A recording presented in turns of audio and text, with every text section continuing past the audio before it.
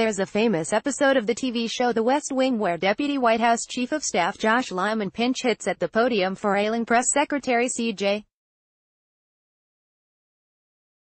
Lyman fumbles the briefing. At one point, Lyman mocks the press corps, announcing the president has a secret plan to fight inflation. Dutifully, reporters follow up, asking Lyman, when will the president unveil his secret plan? Lyman then tries to slough it off, now declaring, there is no secret plan, and notes that he was joking. These are people's jobs. We're talking about Josh, Hector's another scribe. You want to give us a straight answer. After the briefing, Lyman insists he can fix this. A junior aide suggests that perhaps the best solution may be to hunker down in his office for a few hours and concoct a secret plan to fight inflation. You told the press I have a secret plan to fight inflation? Queries a confounded President Josiah Bartlett of Lyman later. It's unclear if the Trump administration has a secret plan to deal with Russia or North Korea. But whatever the circumstances, it's still secret. After Secretary of State Mike Pompeo appeared before the Senate Foreign Relations Committee about President Trump's meeting with Russian leader Vladimir Putin and the status of North Korean denuclearization. Try as they may, senators weren't able to exhume much information from Pompeo about what went down in Helsinki or the state of play with Pyongyang. I'm afraid that at this point, the United States, the Trump administration is being taken for a ride, said Sen. Ed Markey, D-Mass. Fear not, Senator. Fear not, advised Pompeo. But there was fear. Senators wondered if the president agreed to something in secret with foreign leaders and if even Pompeo was cut out of the loop. It's not for me to disclose the contents of those conversations, said Pompeo when asked by Sen. Jean Shaheen, DNH, about what was said in Finland regarding Russia's role in Syria. I'd prefer not to answer questions about the nature of our negotiations, said Pompeo when Senator Tim Kaine, DVA, asked about North Korea. Lawmakers, cabinet secretaries and other officials often huddle in classified settings for a frank discussion of what's really going on in the world's hotspots. But there's still been no classified briefing for the House and Senate on the president's meeting in Singapore nearly 2 months ago with North Korean leader Kim Jong-un. And there's still been no classified session on Helsinki.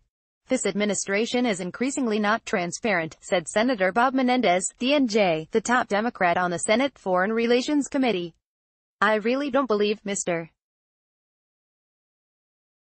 Secretary, you know what happened during the president's 2-plus-hour conversation with President Putin, and I don't really know much more about the summit after sitting here for 3 hours than I did before. Lawmakers of both parties struggle to make sense of what policies the Trump administration holds by the hour. The president is making up foreign policy on a day-by-day basis, complained Senator Chris Murphy, Decon. The Connecticut Democrat sped through a catalog of instances where the Trump administration, and, most notably, Mr. Trump himself, toggled between multiple statements and views on key issues.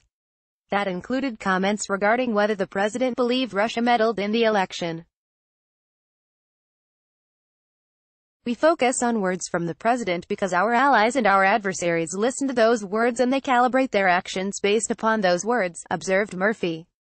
Murphy asked whether the president's statements constituted U.S. policy, specifically when Mr. Trump suggested the U.S. might not assist Montenegro, despite a NATO treaty which states otherwise. I think the president's been unambiguously clear, said Pompeo. A moment later, Murphy suggested that policies are statements and statements are policies. No, that's not true, responded Pompeo. I make lots of statements. They're not U.S. policy.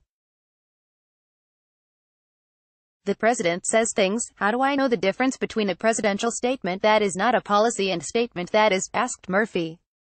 But later in the hearing, Pompeo asked if he could clean that up. I misspoke there, said Pompeo. The president runs this government. His statements are in fact U.S.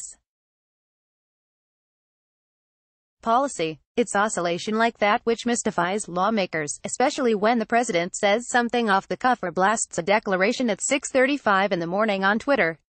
Senate Foreign Relations Committee Chairman Bob Corker, R10, waited until midway through the hearing to press Pompeo on this point. Corker told the secretary that much of what you are hearing today has nothing whatsoever to do with you. In other words, senators may question what Pompeo knows about the summits. They wrestle with understanding how the latest tweet stands in stark contrast to long-stated U.S. policy. But when it comes to excavating the true positions of the United States, Pompeo isn't the problem. It's the president that causes people to have concerns, said Corker. The Tennessee Republican then spoke about President Trump throwing the intelligence community under the bus in Finland.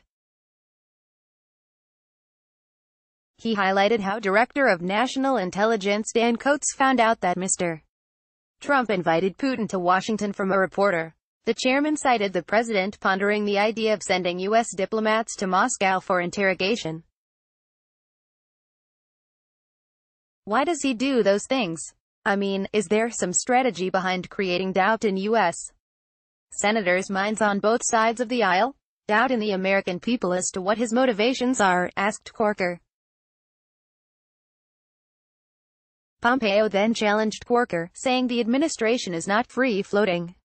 He also argued that no administration has been tougher on Russia than the Trump administration. I noticed that you are not responding to what I am saying, protested Corker. I think I responded to everything that you said, Senator, said Pompeo. No you didn't, interrupted Corker. We just simply disagree, interjected Pompeo. No, we don't disagree. Hell, let's run the transcript if you want to talk about it, said Corker. We'll let the world decide, said Pompeo. I was asking if there was some rhyme or reason that this type of distrust or discord will be created.